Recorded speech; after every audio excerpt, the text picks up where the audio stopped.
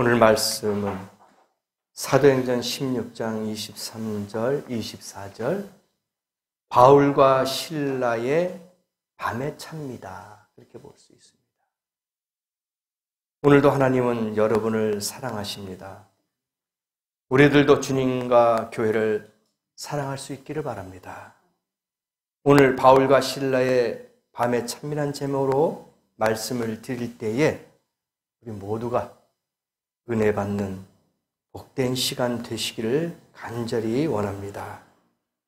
오늘 함께 봉독한 말씀은 사도 바울과 실라가 복음을 증거하고 기적을 일으키다가 민중을 선동하여 나라를 어지럽게 한다는 누명을 썼어요. 그래서 누명을 쓰고 빌립보 감옥에 갇힌 사건이 바로 이 본문인데, 그런데 사도 바울과 실라가 낙심하거나 절망하지 않고 밤중에 기도하다가 기적을 체험하는 일을 바로 오늘 말씀을 통해서 알려주고 있습니다. 이 밤에 찬미했다는 것은 뭐냐? 역경 속에서 찬송하고 기도했다는 뜻이에요. 밤의 찬미가 바로 그거예요. 역경 때에, 힘들 때에 찬송했던 것이다. 그렇게 보는 거예요. 성경에는 밤을 상징하는 몇 가지가 있어요. 밤, 어두운 밤. 첫째로 이 밤은 갑자기 찾아오는 위험, 이걸 얘기할 때가 있단 말입니다. 두 번째는 무지와 불신앙으로 비유되기도 합니다. 무지와 불신앙. 세 번째는 인생의 역경이 밤에 비유되기도 합니다. 네 번째는 죽음이에요. 죽음에 비유합니다. 이와 같이 밤이라는 것은 좋은 뜻이 없어요. 다 나쁜 뜻입니다. 어둠의 일입니다. 우리는 무슨 자녀입니까? 빛의 자녀예요. 마귀 사탄들, 세상 사람들, 믿지 않는 사람들 어떤 자식이에요? 마귀의 자녀, 밤의 자녀란 말입니다. 그래서 이번 이태원 사건도 뭐예요? 밤의 자녀들이에요. 그들이 대낮에 그렇게 술 먹고 춤추고 노는 게 아니었고요. 밤 10시 이후로 11시, 12시, 새벽까지 밤에 그렇게 논 거예요. 밤의 자식이에요. 어둠의 자식이란 말입니다. 그래서 이 밤이라는 것은 좋은 뜻이 아니에요. 힘든 거예요. 감옥이라는 것은 뭡니까? 밤이에요. 갇혀있는 거예요. 자유가 없습니다. 빛이 없어요. 그냥 어둠 가운데, 역경 가운데, 위험 가운데, 절망 가운데, 낙심 가운데 있는 것이 밤이란 말입니다. 저와 여러분은 오늘 이 아침에도 밤이 아닌 낮의 사람으로 활동하고 낮의 사람으로 인정받기를 원합니다. 빛으로 걸어가기를 원해요. 감사의 기도와 찬송과 예물은 순탄할 때만 있는 게 아니에요. 그건 누구나 할 수 있습니다. 내가 기분 좋을 때 쓸 수 있어요. 그렇지 않습니까? 우리가 보세요. 대인관계에서도 한번 보세요. 내가 기분이 좋아. 뭔가 있는 것 같아. 그럼 오늘 내가 쏜다. 오늘 내가 점심값, 내가 회식값 다 낸다. 그래요. 기분 좋을 때는 그렇게 됩니다. 나쁠 때는 어떻게 돼요? 안 만나요. 모든 것을 포기합니다. 좌절해요. 대인관계도 끊어집니다. 바로 오늘 이 시간이 그거예요. 감사가, 기도가, 찬송과 예물은 아무 때나 하는 게 아니잖아요. 그렇죠? 정말 고통스럽고 정말 힘들 때, 이때도 감사가 있어야 된다는 얘기예요. 좋을 때는 나도 해요. 있을 때는 나도 합니다. 감사와 찬송, 좋을 때는 해요. 나쁠 때 하는 사람은 없어요. 드물어요. 우리 믿음의 사람들은 1년 12달 365일 똑같이 우리의 마음이 그리스도를 향해야 될 줄을 믿습니다. 조금 힘들다고 포기하고 조금 어렵다고 포기하고 절대로 성공할 수 없어요. 절대로 감사할 수 없습니다. 그래서 오늘 어떻게 드리는 감사가 참 감사인가를 좀 말씀을 드리고자 하는 거예요. 오늘 첫 번째 보니까 바울과 실라는 역경 때 참여했다 이겁니다. 역경 때. 역경이 뭐예요? 힘들 때란 말입니다. 죽을 고비가 있다는 거예요. 그래서 참 감사는 역경 때 하는 거예요. 진정한 감사는 힘들 때 하는 거예요. 이게 감사예요. 역경 때 감사하고 감사하는 것은 성도의 특색입니다. 아무나 그렇게 못해요. 힘들고 어려울 때 감사가 있습니까? 짜증나는데요? 괴로운데요? 고통스러운데 무슨 감사가 있어요? 그건 세상 사람들이 하는 거예요. 우리 크리스찬들은, 성도들은 감사는 역경 때, 힘들 때, 고난이 올 때 그때 감사하는 거예요. 이게 특색이란 말이야. 특별한 색깔을 갖고 있어요, 우리가. 안 믿는 사람하고 차이점이 뭐예요? 바로 이거 아닙니까? 역경 때 감사하는 거. 구약 성경에 욥이 있어요. 우리가 누누이 비유로 상징적으로 욥에 대해서 많이 이야기하잖아요. 정말 욥과 같은 사람이 이 시대에 있겠느냐 이거예요. 생각해 보세요. 내가 조그만 거 실수했어요. 그 다음에 금전적이라든지 건강적으로 조금의 마이너스. 그죠? 조금의 아픔이 있어요. 손실이 있어. 그러면 속으로 어떻게 해요? 아이, 세상 사람 같으면 아이, 재수없어. 툭 나와요, 그게 시체말로. 에이, 오늘 재수없어. 그렇잖아요. 그 우리 믿음의 사람은 어떻게 하겠냐 이거예요. 하나님의 백성은 어떤 생각을 갖고 있겠냐 이거예요. 내가 조금 실수했어. 내가 조금 손해봤어. 내가 일이 좀 안 풀렸어. 내가 뭔가 데미지를 입었단 말입니다. 그러면 그때 어떻게 할 거냐 이거예요. 속으로 욕할 거예요? 짜증낼 겁니까? 투정 부릴 거예요? 아니죠. 그래. 이것 또한 하나님이 하실 일이겠지. 그렇게 생각하면 편해요. 하나님이 더 귀한 것 주시고자 하는 거겠지. 하나님이 더 아름답고 더 많은 것으로 채워주기 위해서 하는 것이겠지. 생각하면 편하다 이겁니다. 바로 욥이 그거예요. 성경에 있는 그대로 제가 한번 볼게요. 양이 7,000마리 죽었어요. 한 마리도 아니에요. 7,000마리. 약대가 3,000마리. 소가 500. 암나기가 500. 부인도 떠나고 친구도 자기를 저주하고 떠나고 자기 홀로 남은 거예요. 여러분 같으면 생각해 보세요. 아니 100마리 중에서 한 마리만 없어져도 그냥 기분 나쁘고 짜증나고 뭔가 막 화가 나는데 이렇게 수백 마리, 수천 마리가 다 없어졌어요. 이 감사가 나와요? 여기서 감사가 있는 것은 정신병자야. 우리가 일반적으로 보는 사고로 볼 때 이와 같이 이 많은 재산과 부인도 떠나고 친구들도 떠났는데 거기서 감사가 있어? 그러면 어떻게 할까요? 아, 저 사람 미쳤구나. 순간적으로 이런 재산을 다 잃어버렸으니까 충격받았어. 그래서 순간적으로 머리가 돌았어. 저라도 그렇게 이야기했을 것 같아요. 그렇지 않습니까? 아니, 제정신도 아니잖아요. 이게 말이 돼요? 이게 어떻게 감사가 돼? 미친 거지. 시체말로 또라이가 된 거예요. 순간적인 충격을 받았어요. 뇌에 이상이 생긴 겁니다. 그런데 욥은 어떻게 됐습니까? 욥기서 1장 20절, 21절, 22절에 그가 기도해요. 고백합니다. 욥이 일어나 겉옷을 찢고 머리털을 밀고 땅에 엎드려 경배하며 가로되 내가 모태에서 적신이 나와 싸운즉 또한 적신이 그리로 돌아가올지다. 주신 자도 여호와시오 취하신 자도 여호와시니 여호와의 이름에 찬송을 받으실지어다. 이 모든 일에 욥이 범죄하지 아니하고 할렐루야. 여기에 포인트예요. 여기서 욥이 범죄하지 아니하고 하나님을 향하여 어리석게 원망하지도 아니하니라. 저와 여러분이 욥과 같은 마음 갖기를 원합니다. 욥과 같이 우리가 그 많은 재산 잃어버리지는 않았잖아요. 부인이 떠나고 친구가 떠나지는 않았잖아요. 근데 우리가 원망할 이유가 뭐 있어요? 하나님 앞에 투정 부릴 일이 뭐 있냐 이거예요. 욥보다도 더 많은 재산 잃어버린 게 아니잖아요. 근데 욥은 원망하지도 않고 범죄하지도 않았대요. 그러니까 우리도 욥 같은 이런 믿음을 갖고 있을 때에 이것이야말로 진정한 밤의 찬미가 아니겠느냐.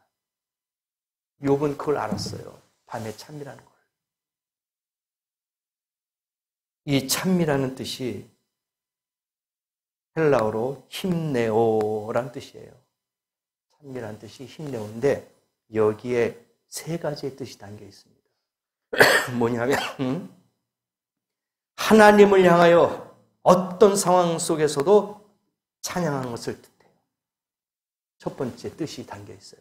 어떠한 상황 속에서도 찬양하는 것이다. 두 번째가 죽음을 각오하고 부르는 찬송이다. 세 번째가 역경 속에서도 하나님의 은혜에 감사하며 부르는 찬송이다. 이게 힘내어예요. 헬라의 원뜻이 있단 말입니다. 이게 이런 세 가지가 포함되어 있어요. 찬미라는 게. 그러니까 이걸 우리가 알고 있기 때문에 어떠한 역경 속에서도 찬양해야 되는 거예요. 어떤 아픔 가운데서도 찬양해야 됩니다. 욥이 얼마나 힘들었겠어요. 부인이 저주하고 이해도 안 해주고 떠나버리고 친구들도 네가 뭐 잘못했으니까 죄졌으니까 그를 벌받지 않느냐. 옆에서 고춧가루 하나 뿌리고 소금이나 뿌리고 약 올리고 떠나요. 좋았을 때는 막 욥에게 얼마나 알랑알랑 했겠어요. 그만한 가축이 있으니까 옆에서 좀 붙어 먹고 뭔가 콩가루 좀 얻어 먹고 그런 친구가 되지 않았겠어요? 근데 욥이 다 재산이고 뭐가 없어지고 죽고 하니까 네가 뭐 잘못한 거 있으니까 그러겠지 하고 약 올리고 떠나버려요. 부인도 여보 당신 하나님 믿으면서 이렇게 재산을 갖고 있는데 이제 하루아침에 다 없어졌어? 하나님을 저주하고 그냥 가라. 하나님을 원망해라. 부인이 같이 기도해도 부족한데 같이 힘을 보태도 부족한 건데 오히려 자기 남편의 아픔을 후벼파는 거예요.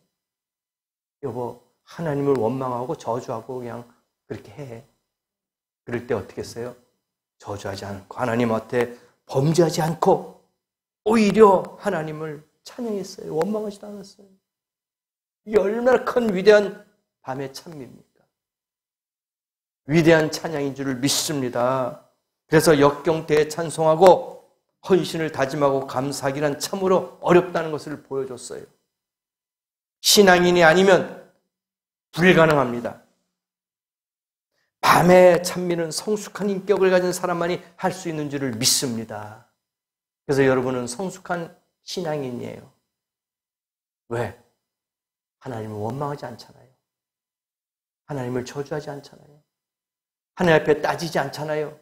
그냥 받아들이잖아요. 그래서 여러분은 성숙한 사람이란 말입니다. 성숙한 신앙이란 말입니다. 그럴 때 복 받아요.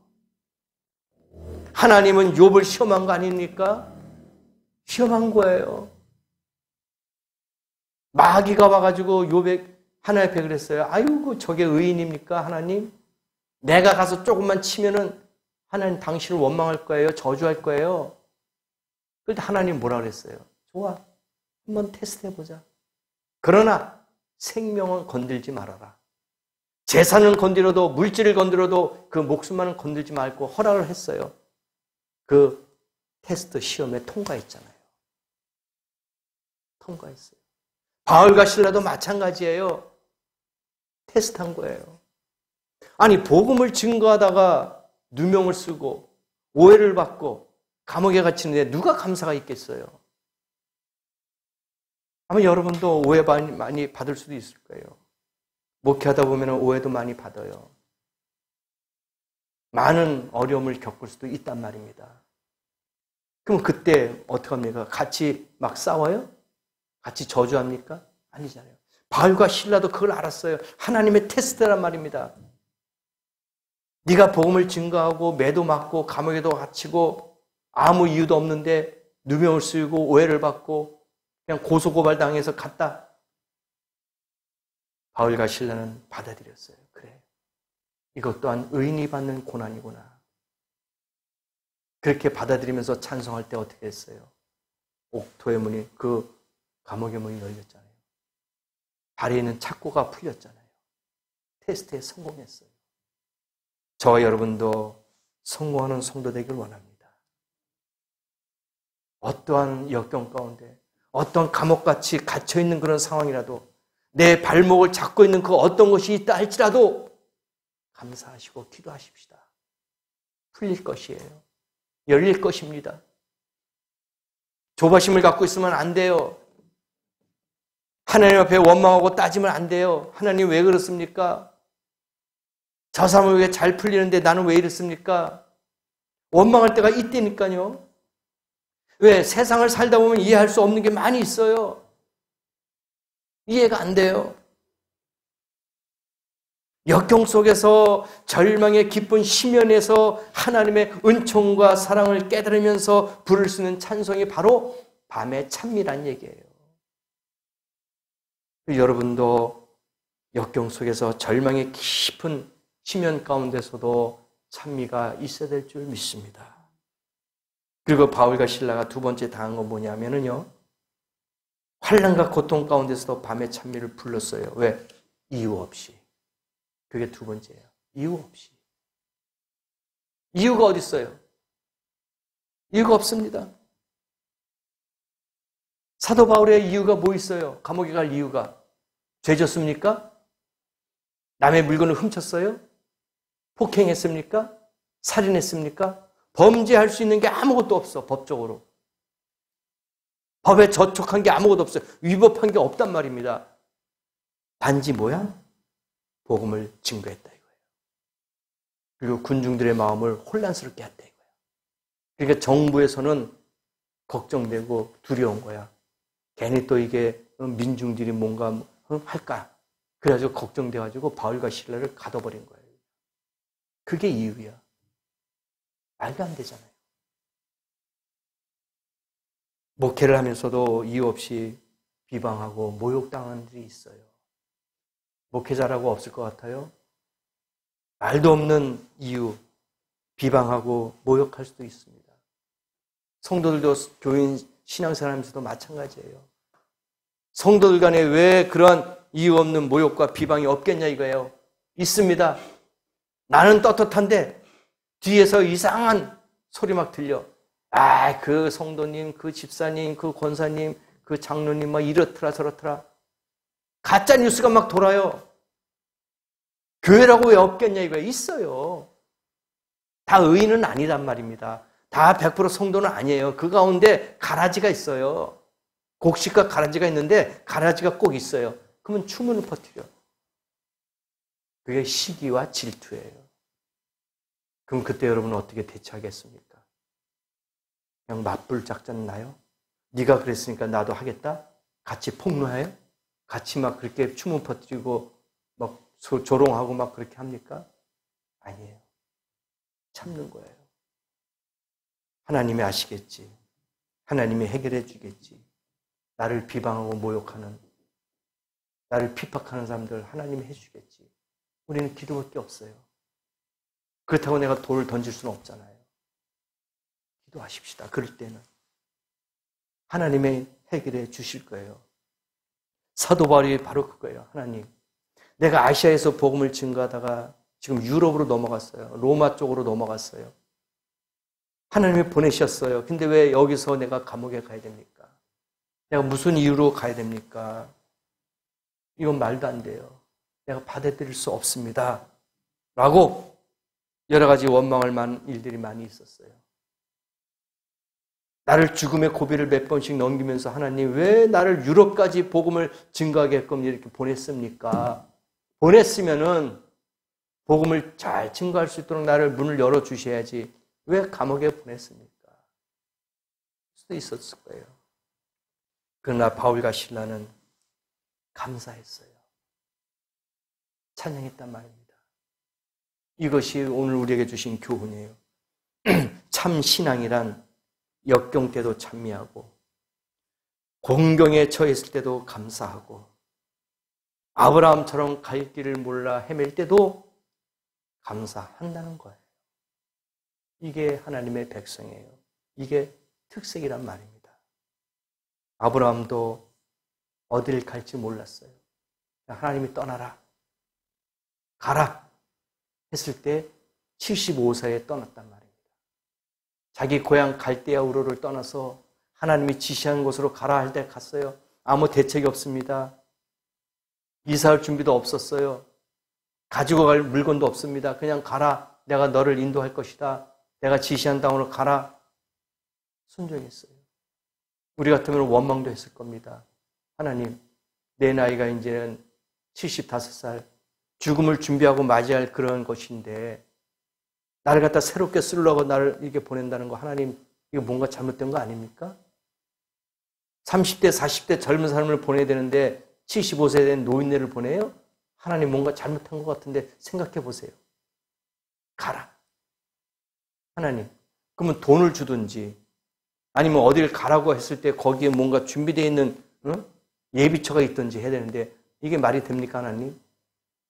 나에게 아무것도 없고 재산도 없고 가지고 갈 물건도 없는데 그냥 가라고 하면 이게 말이 됩니까? 다시 한번 생각해 하세요. 아브라함이 이런 생각 왜 안 하게 받겠습니까? 사람인지라. 그런데 아브라함은 어떻게 했어요? 순종했어요. 순종했단 말입니다. 하나님은요, 환경보다 강하고 크신 분인 줄을 믿습니다. 어떤 환경이든지 여러분, 여러분이 있는 그 환경보다 더 크신 분이 하나님인 줄 믿습니다. 그래서 실망하지 마세요. 포기하지 마세요. 원망하지 마세요. 하나님은 크신 분이란 말입니다. 하나님은 사람으로서는 할 수 없는 일을 하시는 분이란 말입니다. 내가 할 수 있는 건 없어요. 부족해요. 그러나 하나님은 하신단 말입니다. 의심하지 마세요. 하나님은 능력의 근원이시고 생명의 근원이시고 하나님은 복의 근원인 줄을 믿습니다. 지금까지 수십 년 동안 그렇게 주님을 믿어왔으면서 왜 의심하냐 이거예요. 의심하지 마세요. 크신 분이에요. 복 주실 줄 믿습니다. 복의 근원이에요. 하나님은 인류의 연대도 거주의 경계도 생명의 기한도 한정하시는 거예요. 하나님이 역사예요. 다 갖고 있습니다. 하나님이 다 계획대로 우리를 이끌어 주시고 있는 거예요. 걱정하지 마세요. 염려하지 마시고 의심하지 마세요. 세상에 살다 보면은 이해할 수 없는 일이 많아. 그렇잖아요? 하나님, 저 악한 놈들이 왜 더 잘 살까요? 저 나쁜 놈 왜 저렇게 오래 살까요? 우리 생각할 때는 이해가 안 가. 빨리 죽었으면 좋겠어. 빨리 망했으면 좋겠어. 나보다 더 잘 먹고 잘 살아. 기분이 나빠. 왜 그런 생각 안 들겠어요? 이게 비교의식이야. 제 사람하고 나하고 비교하니까 짜증이 나. 기분이 나빠. 왜 쟤는 저렇게 살고 나는 이렇게 살아? 왜 쟤는 저걸 가지고 있고 나는 없어? 비교의식이야. 마귀가 틈을 주는 거예요. 그러니까 어떤 사람이 그래. 요거 더 먹으면 오래 산대요. 그래서 이 성격이 좀 나쁘고 욕 많이 먹은 사람이 오래 사나 봐 진짜. 그건 이제 그냥 하는 소리겠죠. 그러니까 우리가 이해할 수 없는 거야. 왜 저렇게 나쁜 사람이 더 잘 되고 더 잘 살까? 왜 하나님은 그걸 묵인하고 계실까? 나쁜 짓 했으면 그냥 벼락이라도 탁 번개라도 쳐가지고 좀 뭔가 징계 좀 했으면 좋은데 그런 마음이 우리가 갖는 거예요. 납득이 되지 않아요. 수긍할 수 없습니다. 그러나 신앙인은 감사해야 돼요. 왜? 이해할 수 없는 일을, 억울한 일을 당해도 감사하고 찬양하는 것은 하나님이 우리에게 주신 특권이에요. 다른 사람은 그렇게 못하잖아요. 시기하고 질투하고 욕하고 막 그러지만 그러나 우리는 오히려 감사하잖아요. 그래, 이것 또한 하나님의 복이다. 하나님이 나를 더 귀한 것으로 쓰임받기 위해서 주시는 길이구나 해서 감사할 수가 있다는 거예요. 이게 성숙한 신앙인의 자세입니다. 원망하지 마세요. 하나님은 그 무엇보다도 위대한 분인 줄 믿습니다. 물질도 주시는 분이에요. 건강도 주시는 분이에요. 우리의 모든 환경도 변화시켜 주신 분이란 말입니다. 그래서 믿고 감사만 하면은 변화가 돼요. 조급하게 생각하지 마십시다. 하나님을 원망하지도 마십시다. 하나님은 여러분의 생각과 계획대로 다 채워주실 분인 줄을 믿습니다. 마지막으로 보면은요, 깊은 밤의 찬미가 결국은 기적을 창조했다 이거예요. 기적을 창조했다. 만들어냈어요. 새로운 것을 만들어냈어요. 로마서 8장 28절에 우리가 알거니와 하나님을 사랑하는 자 곧 그 뜻대로 부르심을 입은 자들에게는 모든 것이 협력하여 선을 이루느니라. 바울과 실라가 합력해서 기도하고 찬양할 때 선한 일이 나타났어요. 기적이 나타났어요. 모든 것은 순탄할 때나 역경 때에 선한 일이 되고 축복 속에 살게 한다는 뜻입니다. 그래서 여러분이 힘들고 어렵더라도 거기에 감사가 있으면 하나님은 축복 속에 우리를 이끌어 주신다는 거예요. 악의 소굴에 있을지라도 고난과 역경 속에 있을지라도 거기서 우리를 건져내 주시고 축복의 길로 이끌어 주신다는 거예요. 우리는 체험하는 종교 아닙니까? 기독교는 체험이에요. 죽어있는 무건순항한 그런 무건으로 수행하는 그런 종교가 아니란 말입니다. 체험하는 거예요. 뭘 체험합니까? 하나님의 은혜를 체험하잖아요. 여러 방법으로 우리를 알려주고 있잖아요. 채워주시고 공급하고 있지 않습니까? 그래서 요한복음 16장 33절 보니까 세상에서는 너희가 환난을 당하나 담대하라 내가 세상을 이겼노라. 예수님이 세상을 이겼기 때문에 우리도 하나님의 자녀이기 때문에 이길 줄 믿습니다. 포기하지 마시고요. 좌절하지 마시고요. 실패하지 마세요. 예수님이 그랬잖아요. 내가 이겼다. 죽음도 이겼어요. 마귀 사탄은 예수를 죽였지만 그는 다시 살아나셨어요. 사흘 만에 부활하셨어요. 죽음도 이기신 분인데 우리의 조그만 것까지라도 못해 주시느냐 이거예요. 그런 능력이 있단 말입니다. 그런 힘이 있어요. 야곱을 보세요. 약복강에서 누구하고 싸웠습니까? 천사하고 싸웠어요. 왜 그런지 아세요? 이제 외삼촌에 거기 7년 있다가 돈을 많이 재산을 늘렸어요. 자식들도 많이 있어요. 그래서 이제는 고향으로 돌아가겠다 하고 고향으로 돌아오는데 돌아오는 길에 소식을 들었어. 무슨 소식이냐? 자기 형 에서가 너 오면 죽일 거다. 400명의 그 군사들, 훈련받은 사람들, 자기 종 에서가 풀어놨어. 야, 야곱 오면 죽여. 그 야곱이 겁난 거야. 왜? 장자의 축복권을 뺏어서 도망갔잖아요. 그렇죠? 이삭의 그 축복권을 뺏어가지고 자기가 둘째인데 장자처럼 해가지고 축복권을 받고 도망간 거야. 죽일 거야. 그래서 야곱이 도망가 있으니까 에서가 화가 난 거야. 그래서 안 되겠다. 동생이 돌아온다는 소식을 듣고 죽여야 되겠다 하고 400명의 군사를 풀어버린 거예요. 그 야곱이 어떻게 해요? 아유 죽겠구나. 큰일 났다. 그래서 약복강에서 천사하고 씨름한 게 그거예요. 나를 살려달라. 내가 죽으면 죽겠다. 나를 살려달라 이거예요. 내 형 에서에서부터 내가 살아야 되겠습니다. 하고 거기서 씨름하잖아요.